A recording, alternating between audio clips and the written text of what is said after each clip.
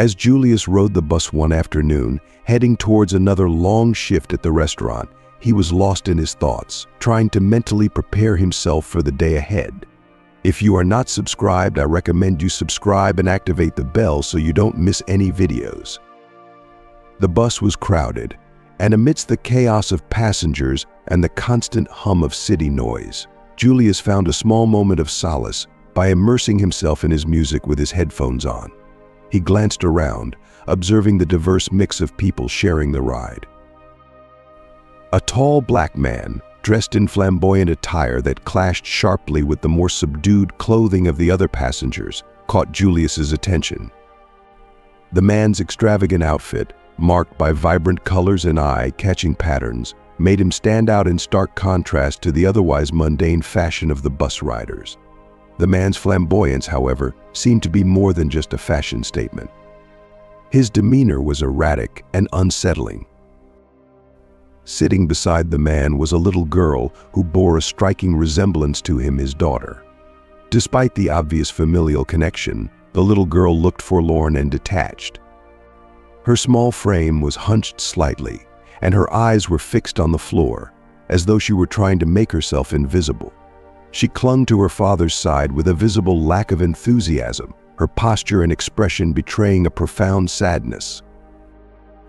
Julius's attention was drawn to the man's behavior. Despite his flashy appearance, the man seemed jittery and agitated. His eyes darted around the bus, as if he were anxiously scanning the environment for something or someone.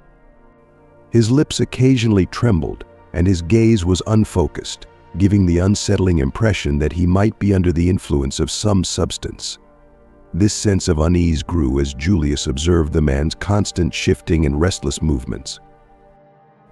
The little girl, in stark contrast, remained eerily silent. She did not attempt to engage with anyone around her, her eyes cast downward as though she was trying to retreat into herself. The atmosphere around her seemed heavy with a sense of unspoken distress. As the bus approached Julius's stop, a sudden shift in the girl's demeanor caught his eye. She looked up, her eyes meeting his with an expression that seemed to carry an unspoken message of desperation, a silent cry for help. The intensity of her gaze conveyed an emotion that transcended words, a deep and unsettling sense of urgency. In a moment of unexpected action, the man turned his attention away from the window and the little girl, who then made a sudden, alarming gesture. She reached up and gently but unmistakably squeezed her own throat. The gesture, though subtle, was clear enough to be understood as a sign of distress or discomfort.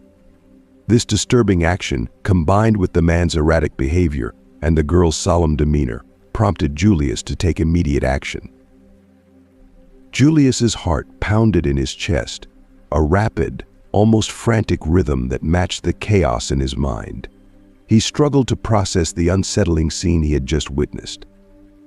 The little girl, with her hauntingly sad eyes and the desperate signal she had given, seemed to linger in his thoughts, casting a shadow over everything else. The urgency of his situation did little to alleviate his worry. He glanced at his watch and realized with a jolt that he was already running several minutes late for work, a rare and troubling first for him. With a sense of growing unease, Julius hurriedly disembarked from the bus and made his way to the restaurant where he worked. As he donned his apron and prepared for his shift, he tried to push aside the troubling image of the girl from his mind. Yet, no matter how hard he focused on his tasks, her face remained vivid in his thoughts. The look of fear in her eyes and the silent plea for help echoed in his consciousness. Barely 30 minutes into his shift, an astonishing and disconcerting event unfolded. To Julius's shock and disbelief, the same man and his daughter walked into the restaurant. His eyes widened in recognition as he saw them step through the door. The transformation in the girl's appearance was striking. Her clothing had been replaced with opulent, designer garments, suggesting that the man had taken her on a shopping spree. Julius found the situation increasingly perplexing. It struck him as odd that such affluent individuals had earlier been seen taking a bus. Now they were entering an upscale restaurant which made the earlier bus ride seem incongruent with their current high-end lifestyle. As he approached their table, he couldn't shake the feeling that something was off. The man, seemingly unfazed, ordered an elaborate and extravagant meal with an air of nonchalance, rattling off items from the menu with a practiced ease.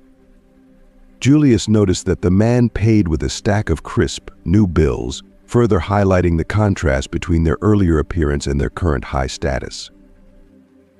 Despite the lavish order, neither the man nor the girl showed any real interest in the meal. The girl sat quietly, her demeanor subdued, while the man's gaze continually flicked toward the window, his eyes darting around as if he were scanning the street for someone or something. The entire scene left Julius with a gnawing sense of unease, deepening his concern for the girl and the mysterious behavior of the man. Meanwhile, the young girl sat in silence, her sorrow evident in the way she absent-mindedly played with her food and fork. Her eyes were downcast, and a heavy sadness seemed to envelop her. As Julius moved about, serving drinks to the patrons, his gaze inadvertently met hers. In that brief moment, she looked up and gave him a sad, almost pleading look that tugged at his heartstrings. Her expression conveyed a depth of distress, as though she were silently begging for help. There was a sense of desperation in her eyes that Julius couldn't ignore.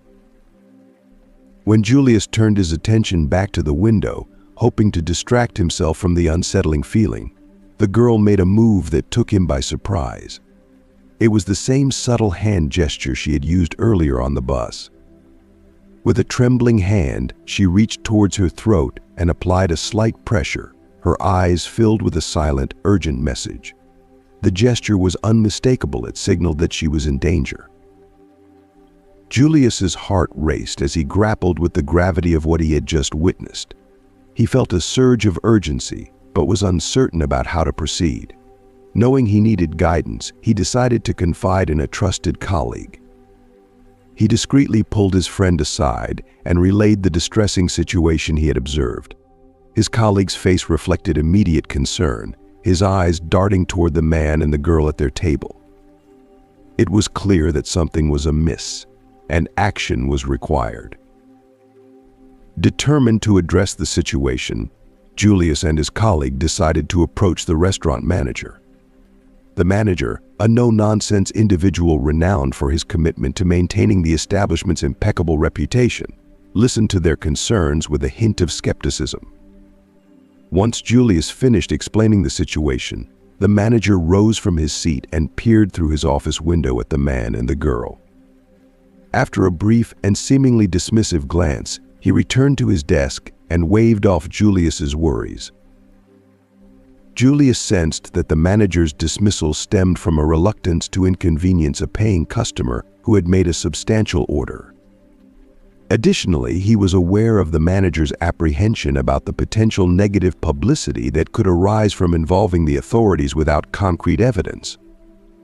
Despite the manager's reluctance, Julius was convinced that something was deeply wrong and felt a growing sense of responsibility to ensure the girl's safety. The manager had given Julius a clear directive: let the situation go. The restaurant could not afford to alienate such a high-paying customer. Despite his reservations, Julius reluctantly agreed to follow the manager's instructions, but his unease persisted. He continued to observe the little girl, whose sadness seemed to deepen as her father tried to lighten the mood with jokes. The child's lack of reaction to her father's attempts at humor only heightened Julius's concern, making him more worried about her well-being. When the man briefly looked out of the window, the girl seized the moment to make eye contact with Julius. She then made a swift, unsettling gesture across her throat, a signal that seemed more urgent and desperate than before. This gesture, combined with her earlier signals, was the final straw for Julius. He could no longer ignore the potential danger he suspected. Knowing that his manager was unlikely to take his concerns seriously, Julius decided to act on his own. He slipped discreetly to the back of the restaurant and dialed 911, urgently explaining the situation to the dispatcher and providing the restaurant's address. However, Just as Julius was concluding the call, he was struck by a chilling sight. The man and the girl were leaving the restaurant. Julius watched in dismay as the manager, seemingly oblivious to the gravity of the situation, smiled and waved them goodbye, likely influenced by the generous tip the man had left. The father and daughter climbed into a waiting taxi and drove away, leaving Julius feeling increasingly helpless. Determined not to let the situation slip through the cracks, he quickly memorized the taxi's license plate number before it disappeared from view. Approximately 10 minutes later, the police arrived at the restaurant. Upon seeing the officers, the manager's face contorted with anger. He was infuriated that Julius had called the authorities against his explicit orders. He attempted to downplay the situation, insisting that there was no cause for concern. In his view, it was merely a routine father-daughter outing that had been blown out of proportion. Despite the manager's protests, other waitstaff corroborated Julius's account. They described the man's peculiar behavior and the visible distress of the little girl, reinforcing the validity of Julius's concerns. The police, prompted by Julius's report, took immediate action. They meticulously recorded the physical description of the man and, thanks to Julius's quick thinking, noted down the license plate number of the vehicle the man and the girl had been seen with. The officers assured Julius and the restaurant staff that they would investigate the situation thoroughly and follow up on the lead. Their professional demeanor and promise of diligence provided a sense of reassurance amidst the tension. However, the relief Julius felt was short-lived. As soon as the police left, he was met with a sharp reprimand from his manager. The manager's face was flushed with anger, and his voice was stern as he chastised Julius for causing what he perceived as unnecessary commotion. He warned Julius that his actions had created unwanted drama and stressed that such behavior could jeopardize the restaurant's reputation. The manager emphasized that Julius needed to adhere strictly to the established protocols and avoid any actions that could disrupt the business. He even threatened to fire Julius if there were any more incidents of this nature. Julius listened quietly, his head bowed as he absorbed the manager's harsh words. Despite the scolding, he remained resolute in his belief that he had done the right thing. His instincts had guided him to act when he sensed something was wrong, and he trusted that the police would uncover the truth behind the troubling scene he had witnessed. After the manager's tirade, Julius found solace in the support of his colleagues. The other staff members, aware of his character and the integrity behind his actions, rallied around him. They patted him on the back and offered words of encouragement, expressing their appreciation for his vigilance and moral courage. Julius was well liked by everyone at the restaurant, both staff and customers. His pleasant demeanor and willingness to go above and beyond had earned him respect and admiration from all corners. Regular patrons often requested him by name, and his colleagues admired his ability to handle the job's pressures with such grace and composure. Despite the manager's harsh criticism, Julius took comfort in the knowledge that his actions were valued by those who truly knew him. He felt a quiet confidence that his decision to trust his instincts and report the incident was the right course of action, and he hoped that the police would indeed find the answers needed to resolve the situation. Julius had always struggled with poor grades, a situation exacerbated by the long hours he worked to support his family. His mother's illness required costly medication, and with his father absent, the full weight of family responsibility fell squarely on his shoulders. Not only did he have to care for his ailing mother, but he also had to look after his younger sisters. The immense burden of these responsibilities was heavy, yet Julius never allowed his struggles to become apparent. He masked his troubles with a facade of professionalism, determined not to let his challenges interfere with his job performance. However, the sight of the girl and her unsettling situation weighed heavily on Julius's conscience. For the remainder of his shift, he found himself distracted and consumed by thoughts of her and the enigmatic man. The girl's desperate gestures replayed in his mind endlessly, and he was convinced she had been trying to convey a message of danger. Julius hoped that his concerns and actions would contribute to her rescue, and that the authorities would uncover the truth behind the troubling situation. The next morning, Julius received a call from one of the officers who had visited the restaurant. The officer informed him that they were actively following up on leads related to the case. Julius felt a profound sense of relief upon hearing that the police were taking his concerns seriously.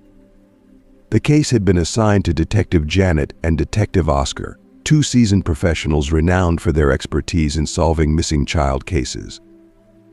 Their office was adorned with photographs of rescued children and heartfelt thank you letters from grateful families, testaments to their dedication and success in bringing children home safely. When the detectives received the case involving the little girl from the restaurant, they immediately sensed the urgency. The hand signal she had given a subtle yet unmistakable indication of distress had heightened their concern. They knew they had to act swiftly to ensure her safety. The first step was to track down the taxi driver who had transported the man and his daughter from the restaurant. After some investigation, they managed to get the address where the driver had dropped them off. The address led them to a man named Luke. Their initial background check revealed that Luke had a criminal record from 6 years ago involving a charge of fraud. Although he had been booked and charged in court, he had never served time in jail. This detail immediately raised red flags for Janet and Oscar, the detectives handling the case. Furthermore, they found it peculiar that Luke had traveled from a neighboring town specifically to dine at that particular restaurant. It seemed suspicious and suggested there might be more to the story. Armed with this unsettling information, Janet and Oscar sought approval from their counterparts in Luke's town to proceed with a deeper investigation. Once they received the necessary go-ahead, they paid a visit to Luke's residence. When Luke opened the door, his reaction was one of surprise and apprehension. Janet and Oscar introduced themselves and briefly explained their reason for visiting. They needed to check on their daughter. Luke's reaction was immediate and defensive. He claimed to be the wrong person and insisted that he did not have a daughter. However, the detectives were not swayed by his denial. They presented him with official birth records that confirmed he had a daughter named Sabrina. Faced with irrefutable evidence, Luke's demeanor shifted. He attempted to justify his earlier response by claiming he was unsure of the detectives' intentions, and that was why he had responded in such a manner. He then quickly changed his story, saying that his daughter and wife were currently on vacation in Mexico. To substantiate his claim, he offered to show them flight tickets booked in their names. Despite his attempt to cover his tracks, Janet and Oscar remained resolute. The inconsistencies in Luke's statements and his unusual behavior only fueled their determination to uncover the truth and ensure the safety of the little girl. Luke's abrupt shift in his narrative only intensified the detectives' suspicions. His behavior suggested he was concealing something crucial, prompting them to request permission to search his house. However, Luke refused their request. Lacking a warrant, the detectives had no choice but to retreat, though not before casting a final, scrutinizing glance at the apartment. From their perspective, the house appeared unremarkable, almost too pristine. The interior lacked personal touches or any indication of a child's presence, and there were no visible signs of wrongdoing. The detectives had no immediate evidence to justify further action, so they left, issuing Luke a stern warning about the consequences of misleading the police. Luke responded with a nervous smile as he watched them depart. Detectives Janet and Oscar, however, were unconvinced by Luke's demeanor. The meticulously clean state of his home, devoid of any personal or potentially incriminating evidence, struck them as a red flag. They suspected that his spotless house might be a deliberate attempt to conceal something significant. Determined to uncover the truth, they decided to maintain surveillance on the property.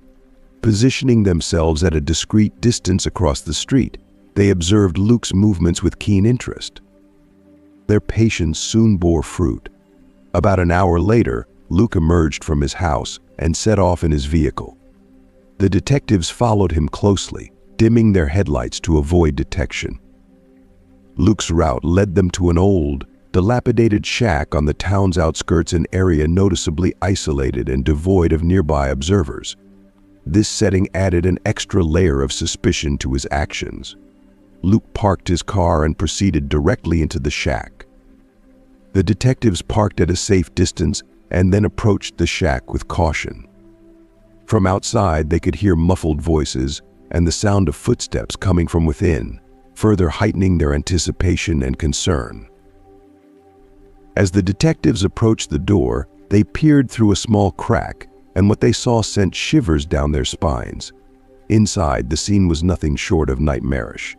The little girl, Sabrina, was bound and visibly terrified, her wide eyes reflecting pure fear. Beside her, a pregnant woman was tied to a chair.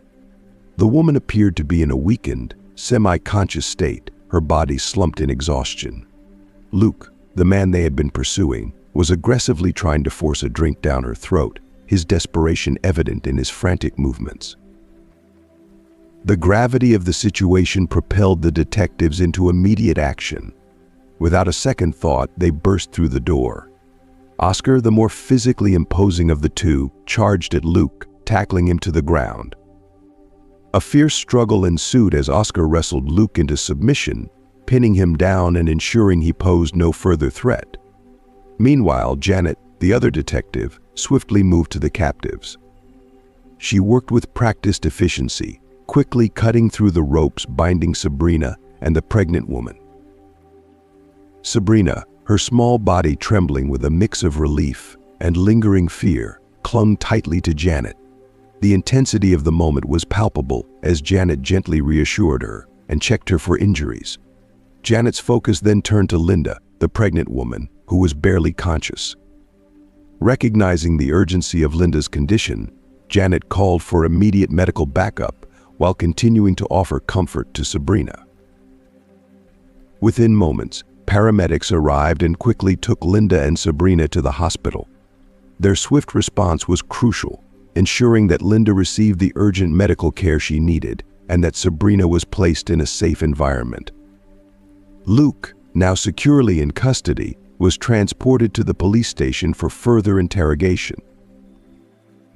Once Linda regained enough strength to speak, she recounted a harrowing tale that shed light on the horrifying ordeal she and her daughter had endured. Linda, Luke's wife, explained that their nightmare had begun when Luke lost his job due to embezzlement. Although he had been acquitted in court, his fall from grace had pushed him into a life of crime, where he became a safecracker. Linda, steadfast in her refusal to engage in his criminal activities, had consistently rejected his illicit gains. She turned down his expensive gifts and declined to accompany him on vacations, distancing herself from his unlawful pursuits. Luke's increasing paranoia and instability were fueled by Linda's refusal to be part of his criminal world. When Linda finally decided to leave him and take their daughter with her, Luke's mental state deteriorated further. In a fit of rage and desperation, he drugged both Linda and Sabrina and took them to a remote shack where he imprisoned them. His twisted rationale for taking Sabrina out on that particular day, her 7th birthday, was a chilling attempt to create a semblance of normalcy. Luke had chosen to take her by bus to a different town, avoiding detection by not using his vehicle. As the police closed in, Luke's intentions became even more sinister. He had concocted a harmful drink for Linda, intending to cause her irreversible damage. If the detectives had not intervened when they did, Linda and Sabrina would have remained trapped, and the outcome could have been even more tragic. The detectives' timely and brave actions ensured that the two victims were rescued from an unimaginable fate, bringing a glimmer of hope to a dire situation. Detectives Janet and Oscar, deeply moved by the ordeal Linda and her daughter Sabrina had endured, provided heartfelt reassurance. They confirmed that Linda and Sabrina were now safe and that justice would be served for Luke's heinous actions.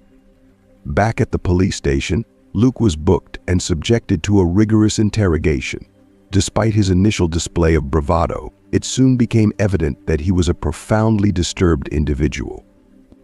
The weight of his crimes, coupled with the relentless questioning, forced him to confess and corroborate Linda's harrowing account of events. The long-awaited news finally reached Julius. The police had successfully rescued the little girl, and his actions had played an indispensable role in her rescue. The man responsible had been apprehended, and the girl was now in a place where she could receive the care and support she so desperately needed. Julius experienced a profound sense of relief and gratitude. His instinctive response and decision to act had made a tangible difference in the life of an innocent child. As he continued his work at the restaurant, he reflected on the impact of his actions, feeling thankful for the opportunity to contribute to someone's safety and well-being. The case against Luke was robust, supported by compelling testimonies from Julius, Linda, and Sabrina, as well as forensic evidence gathered from the crime scene. There was no ambiguity about his guilt. Luke faced multiple charges, including kidnapping and attempted murder. He was sentenced to 30 years in prison with no possibility of parole, ensuring that he would no longer be a threat to his family or anyone else. With Luke behind bars, Linda and Sabrina began the challenging process of rebuilding their lives. Surrounded by the love and support of their family, they found solace in their newfound safety and the prospect of a future free from fear. Linda's family was deeply moved by Julius's bravery and quick thinking. Recognizing the pivotal role he had played in their rescue, they wanted to express their gratitude in a meaningful way. In an unexpected and generous gesture, Linda's family presented Julius with a check for $100,000. This significant sum was their way of saying thank you, acknowledging the profound impact Julius had on their lives and the safety of their loved ones. This generous gift proved to be a transformative turning point for Julius.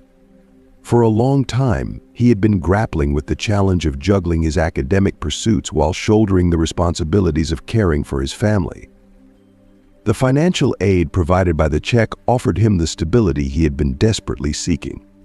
With this newfound support, Julius was able to settle his mother's medical bills, ensuring she received the ongoing medication she needed for her health. Additionally, he used part of the funds to establish savings accounts for his younger sisters, securing their educational future and giving them a head start toward a brighter tomorrow. The financial relief had a profound impact on Julius's academic performance. Free from the constant stress of financial uncertainty, he could devote more time and energy to his studies. This improvement in focus and dedication led to better grades, rekindling his hope for a promising future. As news of his remarkable story spread through the community, Julius found himself hailed as a local hero. His courageous actions not only brought attention to his struggle but also inspired others to become more attentive and empathetic toward those in distress. The restaurant where he worked also underwent significant changes as a result. The owner, recognizing the need for improved awareness, replaced the previous manager and implemented new training programs. These programs were designed to equip staff with the skills to recognize and respond effectively to signs of distress, ensuring that future situations like the one Julius had faced could be handled with greater sensitivity and efficiency. Julius's act of bravery had a ripple effect, impacting not only Linda and Sabrina but also reshaping his own life. His story became a beacon of hope and a testament to the power of compassionate action, illustrating how one person's courage can lead to meaningful change and inspire an entire community. As we reflect on the powerful story we've shared today, we hope you found it as compelling and enlightening as we did. What have you learned from the events and the incredible bravery of those involved? We'd love to hear from you. Please comment below with one thing you've learned from this video and how you plan to apply it in your own life. Your insights and reflections are valuable to us and our community. If you enjoyed this video, please leave your comment below, and don't forget to like, share, and subscribe to our YouTube channel. Your support helps us continue to bring you inspiring and thought-provoking content. Thank you for watching, and see you in the next video.